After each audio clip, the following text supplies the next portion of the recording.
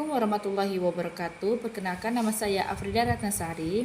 Di sini saya akan menjelaskan tentang yang pertama pengenalan lingkungan sekitar, yang kedua mengenal tubuh manusia, yang ketiga mengenal hewan dan tumbuhan, yang keempat mengenal benda dan sifatnya, yang kelima mengenal energi dan perubahannya, yang keenam mengenal ekosistem, yang ketujuh siklus hidup hewan dan tumbuhan. Lingkungan adalah segala sesuatu yang ada di sekitar manusia yang mempengaruhi perkembangan kehidupan manusia baik secara langsung atau tidak. Lingkungan mempunyai arti penting bagi manusia. Dengan lingkungan fisik, manusia dapat menggunakannya untuk memenuhi kebutuhan manusia, kebutuhan materialnya. Dengan lingkungan biologi, manusia dapat memenuhi kehidupan jasmaninya, dan dengan lingkungan sosial, manusia dapat memenuhi kebutuhan spiritualnya. Lingkungan dipandang sebagai tempat beradanya manusia dalam melakukan segala aktivitas kesehariannya. Pencemaran dan kerusakan lingkungan sangat besar pengaruhnya terhadap kelangsungan hidup manusia. Penurunan keanekaragaman hayati serta ketersediaan dan kesinambungan sumber daya alam guna mendukung pelaksanaan dan pembangunan yang berkelanjutan. Berdasarkan hal tersebut, perlu disusun suatu perencanaan yang terarah dan berkesinambungan, mengingat hal-hal tersebut di atas berkaitan erat dengan kegiatan pembangunan pemanfaatan sumber daya alam dalam memenuhi kebutuhan penduduk guna meningkatkan kesejahteraan atau taraf hidup. Cara yang efektif untuk mengenal lingkungan: yang pertama, melakukan observasi langsung. Yang kedua, ajukan pertanyaan. Yang ketiga, menggunakan sumber daya digital. Dan yang keempat, bergabung dengan kelompok atau komunitas. Unsur-unsur lingkungan hidup. Adapun berdasarkan Undang-Undang No. 23 Tahun 1997, lingkungan hidup adalah kesatuan ruang dengan semua benda dan kesatuan makhluk hidup termasuk di dalamnya manusia dan perilakunya yang melangsungkan peri kehidupan dan kesejahteraan manusia serta makhluk hidup lainnya. Unsur lingkungan hidup dapat dibedakan menjadi 3, yaitu yang pertama unsur hayati atau biotik. Unsur hayati atau biotik yaitu unsur lingkungan hidup yang terdiri dari makhluk hidup seperti manusia, hewan, tumbuh-tumbuhan, atau jasad renik. Jika kalian berada di kebun sekolah, maka unsur hayati didominasi oleh tumbuhan. Tetapi jika kalian tinggal di dalam kelas, maka unsur hayati didominasi oleh teman-teman atau manusia yang ada di sekitarnya. Yang kedua, unsur sosial budaya. Unsur sosial budaya adalah lingkungan sosial dan budaya yang dibuat manusia yang merupakan sistem nilai gagasan dan keyakinan dalam perilaku sebagai makhluk hidup sosial. Kehidupan masyarakat dapat mencapai keteraturan berkat adanya sistem nilai dan norma yang diakui dan ditaati oleh segenap anggota masyarakat. Yang ketiga, unsur fisik atau abiotik. Unsur fisik yaitu unsur lingkungan hidup yang terdiri dari benda-benda tak hidup seperti tanah, air, udara, iklim, dan lain-lainnya. Keberadaan lingkungan fisik sangat besar perannya bagi kelangsungan hidup segenap kehidupan di bumi. Bayangkan apa yang terjadi jika air tidak ada di muka bumi ini, dan bayangkan apa yang terjadi jika udara di muka bumi ini dipenuhi oleh asap. Tentu saja kehidupan di muka bumi ini tidak akan berlangsung secara wajar. Akan tetapi bencana kekeringan, banyak hewan dan tumbuhan yang mati, terus perubahan musim yang tidak teratur, munculnya berbagai penyakit akan terjadi di muka bumi ini. Gimana usaha-usaha kita dalam pelestarian lingkungan hidup? Usaha-usaha pelestarian lingkungan hidup merupakan tanggung jawab kita sebagai manusia. Dalam hal ini, usaha pelestarian lingkungan hidup tidak hanya merupakan tanggung jawab pemerintah saja, melainkan tanggung jawab bersama antara pemerintah dan masyarakat. Pada pelaksanaannya, pemerintah telah mengeluarkan beberapa kebijakan yang dapat digunakan sebagai payung hukum bagi aparat pemerintah dan masyarakat dalam bertindak untuk melestarikan lingkungannya dengan cara menjaga lingkungan tersebut. Sekarang kita membahas tentang anatomi tubuh manusia. Tubuh manusia merupakan suatu struktural yang tersusun organ-organ yang membangun rangka tubuh manusia itu. Kompleksnya, dari susunan tubuh manusia itu menyimpan banyak misteri. Namun sering berkembangnya ilmu pengetahuan dan teknologi, misteri-misteri tentang manusia yang selama berabad-abad lamanya mengisahkan perjalanan ilmu, pengetahuan mengenai apa yang disebut anatomi manusia tersebut. Saat ini, pengetahuan mengenai anatomi tubuh manusia cukup dinamis sebab terjadinya banyak pengembangan ilmu dan pencabangan ilmu itu sendiri yang membagi diri dengan suatu tujuan untuk memudahkan manusia agar dapat secara sistematis memahami organ tubuh manusia itu tersendiri. Sistem rangka pembangunan anatomi tubuh manusia yang pertama yaitu sistem rangka. Rangka manusia tersusun dari 206 tulang yang dihubungkan dengan tendon, ligamen, dan tulang rawan. Berikut keterangan tulang-tulang yang menyusun rangka manusia. Yang pertama, 8 buah tulang di kepala. Yang kedua, 25 buah tulang di rangka dada, 14 buah tulang di wajah, 26 tulang di belakang dan pinggul, yang ke-6 buah tulang di telinga dalam, 64 buah tulang di lengan, 1 buah tulang di lidah, 62 buah tulang di kaki. Berikutnya sistem otot. Sistem anatomi tubuh manusia dan fungsi selanjutnya yaitu otot. Di dalam sistem otot, manusia terdiri dari 600 otot. Fungsi dari otot tersebut membantu pergerakan tubuh, aliran darah, dan menjalankan fungsi tubuh lainnya. Berikutnya sistem peredaran darah. Peredaran darah berfungsi untuk mengedarkan darah ke seluruh tubuh. Yang berikutnya sistem pencernaan. Sistem pencernaan melibatkan organ-organ yang disebut sebagai saluran pencernaan.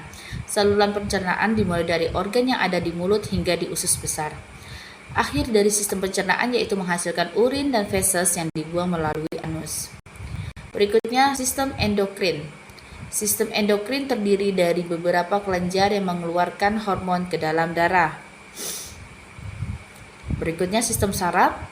Sistem anatomi manusia selanjutnya yaitu sistem saraf. Sistem saraf memiliki fungsi untuk mengumpulkan dan mengirimkan informasi dari otak ke saraf-saraf.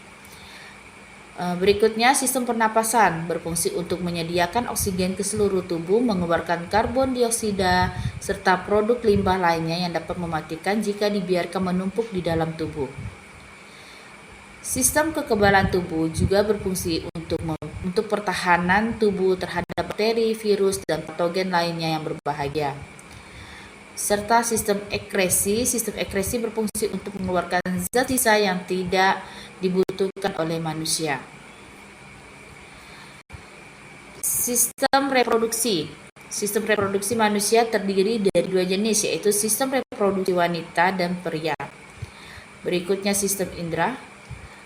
Anatomi tubuh manusia yang terakhir yaitu sistem indera yang berfungsi sebagai penerima rangsangan yang berasal dari lingkungan sekitarnya. Terdapat 5 sistem indera disebut panca indera yang tugasnya masing-masing, yaitu mengenal hewan dan tumbuhan. Definisi habitat, lingkungan, dan ekosistem. Definisi habitat dan lingkungan ekosistem tempat tinggal makhluk hidup untuk melangsungkan hidupnya secara normal disebut habitat. Habitat adalah tempat tinggal satu individu atau populasi spesies tertentu. Lingkungan adalah semua hal yang berada di sekitar kita meliputi udara, air, tanah, tumbuhan, dan hewan. Berdasarkan habitatnya hewan di habitat darat dan hewan di habitat air. Hewan yang hidup di dalam air antara lain ikan, cumi, bintang laut, gurita, udang, belut, dan lain-lainnya. Sedangkan hewan habitat darat air yaitu hewan yang terdiri dari kura-kura, buaya, katak, dan anjing laut. Hewan yang berada di darat yaitu termasuk anjing, kucing, monyet, burung, dan lain-lainnya. Bagian-bagian dalam tumbuhan. Berikut penjelasan masing-masing, yaitu akar. Akar adalah bagian tumbuhan. Bagian ini biasanya terkubur di dalam tanah atau media tanam lainnya. Akar tumbuhan dibedakan menjadi akar tunggang dan akar serabut. Yang kedua, daun. Daun adalah bagian tumbuhan yang memiliki peran penting. Pada daun berwarna hijau terdapat kandungan zat klorofil yang merupakan salah satu bahan yang dibutuhkan pada proses fotosintesis. Yang ketiga, batang. Batang pada tanaman adalah tempat tumbuhnya ranting. Batang memiliki fungsi sebagai alat transportasi yang mengangkut air dan mineral dari akar menuju daun. Menyalurkan hasil fotosintesis dari daun ke seluruh tubuh sebagai tempat penyimpanan cadangan makanan. Yang berikutnya, bunga. Tidak semua jenis tumbuhan memiliki bunga. Bunga merupakan tempat terjadinya perkembangbiakan secara generatif pada tumbuhan. Berikutnya, buah. Buah merupakan cadangan makanan yang dihasilkan oleh sebuah tanaman yang dapat dinikmati oleh makhluk hidup lainnya. Buah merupakan cadangan makanan yang dihasilkan oleh sebuah tanaman yang dapat dinikmati oleh makhluk hidup. Mengenal benda dan sifatnya. Definisi benda. Benda adalah segala sesuatu yang memiliki massa dan menempati ruang. Memiliki massa karena dapat ditimbang, dan menempati ruang berarti berada pada suatu tempat tertentu. Sebagai contoh, air.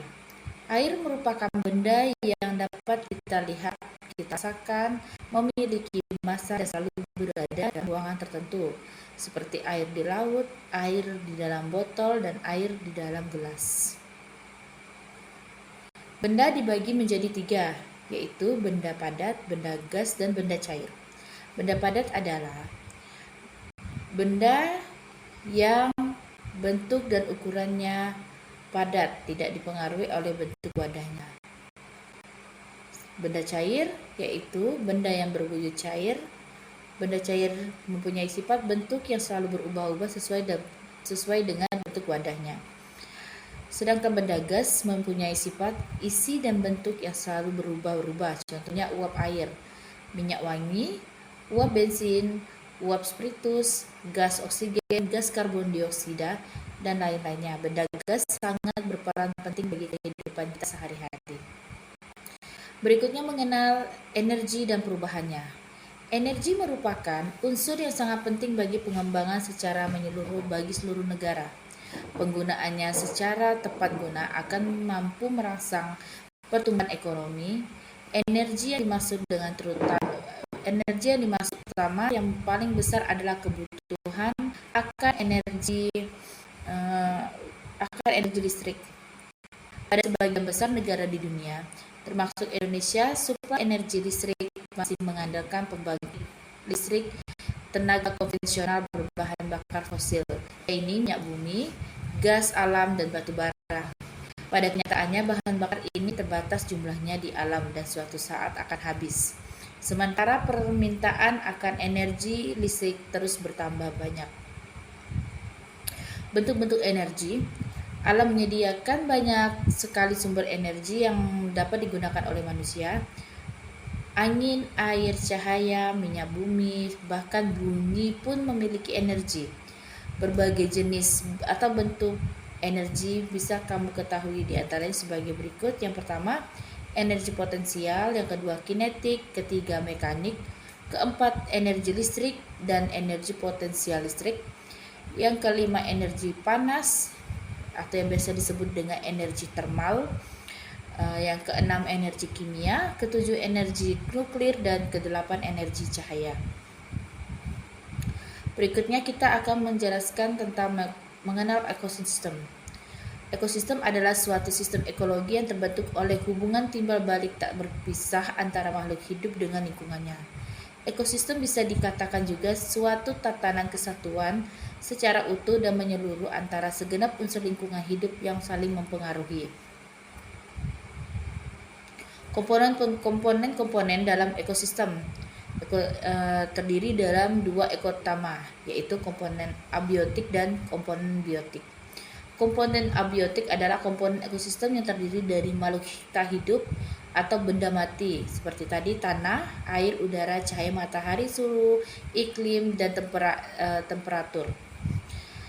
Sedangkan komponen biotik adalah komponen ekosistem yang terdiri dari makhluk hidup yang meliputi hewan, tumbuhan, dan manusia. Berdasarkan peranannya, komponen biotik dalam ekosistem dibedakan menjadi 3, yaitu produsen, konsumen, dan pengurai. Kita mengenal siklus hidup hewan dan tumbuhan. Siklus hidup hewan seperti sudah disinggung sebelumnya, daur hidup hewan merupakan tahap tumbuh dan perkembangan binatang melalui dari menetas atau lahir hingga tahap menjadi hewan dewasa. Jenis-jenis daur hidup hewan yang pertama, daur hidup hewan tanpa metamorfosis. Proses perkembangan tanpa metamorfosis atau yang dimaksud dengan siklus hidup hewan tanpa adanya perubahan bentuk. Adapun contohnya seperti binatang yang di sekitar dengan proses perkembangan tanpa metamorfosis, yaitu seperti ayam, kucing, dan lain-lain. Daur hidup hewannya dengan metamorfosis. Jika sebelumnya proses perkembangan binatang tanpa adanya metamorfosis, berikut adalah perkembangan dengan metamorfosis. Maksudnya adalah binatang yang semasa hidupnya terdapat tahapan perkembangan secara biologis serta melibatkan perubahan penampilan atau struktur setelah dilahirkan atau menetas. Metamorfosis adalah suatu proses perkembangan biologi pada hewan yang melibatkan perubahan penampilan fisik atau struktur setelah kelahiran atau penetasan. Perubahan fisik itu terjadi akibat pertumbuhan sel dan diferensiasi sel yang secara radikal berbeda. Berikutnya siklus tumbuhan. Pengertian siklus tumbuhan, siklus hidup tumbuhan, siklus atau daur hidup tumbuhan adalah pertumbuhan dan perkembangan tumbuhan dari kecil hingga dewasa. Siklus tumbuhan merupakan salah satu proses yang menandai perkembangan tumbuhan sejak awal di kehidupannya dimulai hingga bereproduksi untuk mempertahankan keberadaan jenisnya. Tanaman memiliki siklus hidup yang berbeda pada setiap musim dan suhu udara. Jadi belum tentu tanaman mati akan terserang hama, bisa jadi memang siklus hidupnya sampai di situ aja. Siklus hidup tumbuhan itu berbeda-beda. Jadi tidak bisa sama dari tumbuhan yang pertama dengan tumbuhan kedua, itu siklus tumbuhannya itu pasti sangat berbeda. Berikut adalah siklus hidup tumbuhan berdasarkan jenisnya. Yang pertama, tumbuhan tingkat tinggi. Tumbuhan tingkat tinggi dibagi menjadi 2, yaitu berbiji terbuka atau gymnospermae dan berbiji tertutup angiospermae. Sekian penjelasan dari saya. Mohon maaf jika ada kekurangan dari penjelasan saya. Wabillahi taufiq wal hidayah. Wassalamualaikum warahmatullahi wabarakatuh.